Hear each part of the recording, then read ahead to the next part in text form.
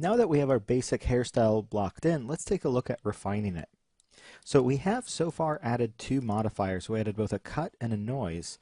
However, let's take a look at perhaps also coming in and adding a clump modifier. So we don't need this to clump like animal fur, but we want some of the hairs to look like they are kind of being attracted to other hairs. Maybe there's some oil or grease in the hair or something like that. So I went ahead and added my clumping modifier here. I'm now going to come down over here and use my setup maps. And I want quite a few clumps in here. I don't want big, huge clumps. I want very, very small clumps. So I'm probably going to increase my density to maybe even 5. We'll hit generate. And even that's actually not enough. I want more than that. Let's try 10. Okay, maybe something like that'll work. Now my concern is going to be a little bit down here. I don't want too much clumping here, but I'll probably be able to paint some of that away. But let's try something like 10. We'll go ahead and hit save here. Give that just a moment to update, and you can see already it's doing a pretty good job. Let's go ahead and generate a bit more of that hair. You can see it just feels a little bit more naturalistic. Now, of course, this is on too high. We can start seeing those individual clumps a little bit too easily. So let's go ahead and work with some of our settings. Let's first take a look at maybe taking down the clumping overall. I'm going to drop it to maybe about 0.7 instead of 1. That's going to help a little bit. And we'll go ahead and release the tips of those clumps a little bit so they're not so tightly packed down at the edges there. We can also drop down over here the clump variance. Let's try maybe adding 0.3 there, just to add a little bit of randomization to the clumps. We can also come down here and add a cut effect to the clumps. We'll try something small like 0.2. We already have a cut effect, so we don't need too much more. Maybe actually just 0.1, like that. I'm going to add a little bit of noise. I'm going to maybe do 0.3. Now we won't really see any change yet. That's because we also have to work with this graph here. So I'll add a little bit of noise in here. Now we're not going to see too much change from this noise, and that's because if we come down over here, the frequency is set at 0. So let's go ahead and maybe add 5. There we go. We start to see a little bit more effect on that noise. So I'll just increase that a little bit more right there. We go, and we'll probably also increase this noise effect here just a little bit. There we go. Drop down some more. Let's take a look at adding maybe a little bit of flatness. So let's try maybe 0.4. Again, we're not going to see an effect though until we actually work with this graph here. So we'll go ahead and increase that. And that'll just kind of flatten out the clumps as they kind of approach the ends of the hairs. Okay, and I think we're pretty good otherwise. All right. Now they still seem like they're a little bit too even in some of these areas up here. So what I'm going to do is try to increase my variance, maybe 0.7. That'll randomize them a little bit. They're probably still too strong overall though. So I am going to go ahead and drop my clump strength maybe down to 0.4. There we go. And you can see with it off versus on, it just adds a nice variance to the hair. And actually the clumping doesn't even look all that bad back here, but let's go ahead and make sure by adding some more primitives. So maybe instead of 300, let's increase this to 1,000. There we go. And I can see that for the most part it looks good, but it is a little bit strange down over here. So what I might want to do is paint a map over there. I'll come over here to my modifiers. Let's go ahead and go to mask, and we'll choose create map. We'll go ahead and leave this at 15. We'll hit create. There we go. I'll go ahead and bring up my painting tools here. Just probably shift them over to here. Okay. And I'm going to go ahead and flood the whole thing with this white color. We'll say flood paint. And then we'll go ahead and bring this down to black.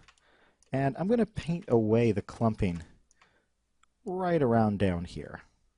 So you don't really see the paint right now, unfortunately, and that's because we have the other model visible. But that's okay. I'm going to go ahead and just keep painting there. We'll tap save over here to hopefully see that update. There we go. And you can see there's a little bit less clumping over here now. Let's go ahead and paint just a little bit more over there. Make sure I have all that area. And that should be good. We'll go ahead and hit save again. There we go. And now there should be less clumping in those areas. Let's go ahead and preview this again. Okay, so what I do probably still want to do is go ahead and maybe repaint this area over here on my initial density map to come closer to the ears. That's something I'll probably do off camera though. However, I also want to adjust my color. It's just not really working with his beard and eyebrow color right now. So just like with the fur system, we can just come over here to Windows, Rendering Editors, Hypershade, and you'll see that it's going to be another physical hair shader. So I'll just select that hair shader there. And we'll go ahead and just darken things up a little bit. We'll go ahead and bring this tip color down. Just make that a little bit deeper. Let's bring that in there. We'll go ahead and bring down the highlight strength just a little bit. Bring down the second highlight just a bit. And bring down the glint. I'm probably going to bring down the color of the glint just a bit. And that's going to read just a little bit better. It might still be a little off of this one here, but it doesn't look too bad. Maybe just a little bit darker there. Right? There we go. So the hair's looking pretty good now. So what if I wanted a little bit of curl in the hair though?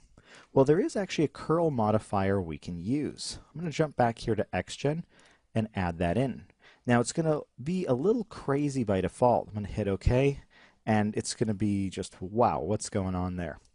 So the first thing that's going to be easier to do to work with this is go to my primitives and drop this really low. I'm going to say maybe just 100 so we can really see what we're dealing with. Jump back to my modifiers here, and you'll notice there's a lot to control. There's a count scale, there's a radius, and a radius scale. Now, the first thing that you have to understand, though, is that it's basically curling the hair around, which means we're going to run out of points on the hairs really quickly, and that's part of why it might be complicated to see what's going on here. So I'm going to jump over to my primitives tab, and here under modifier CV count, I'm going to up this to maybe 14. And you could see there's actually a lot more curls to the hair we couldn't see. Might even go up to 20. And you can see now it's starting to look a bit more like curls. Let's go ahead now and go to our modifiers and bring some of these things down. I'm going to drop my radius maybe to 0.3. That'll bring those curls down a little bit. I'll go ahead and bring the count scale down just a bit. Let's bring that down for there.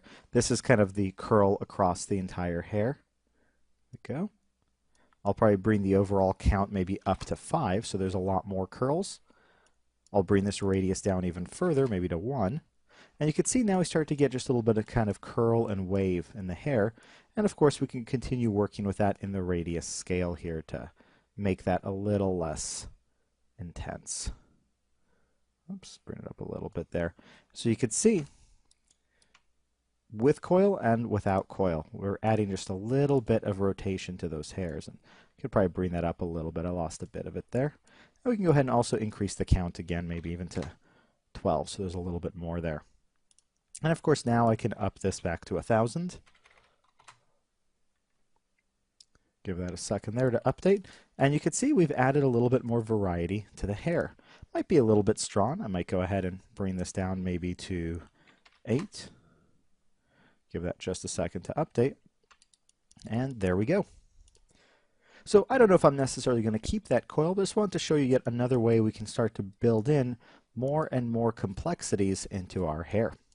So let's go ahead and in the next clip start taking a look at how we can add some dynamics to this hair. What if I wanted to move around and flop around and things like that? So we'll take a look at how we can approach that in the next clip.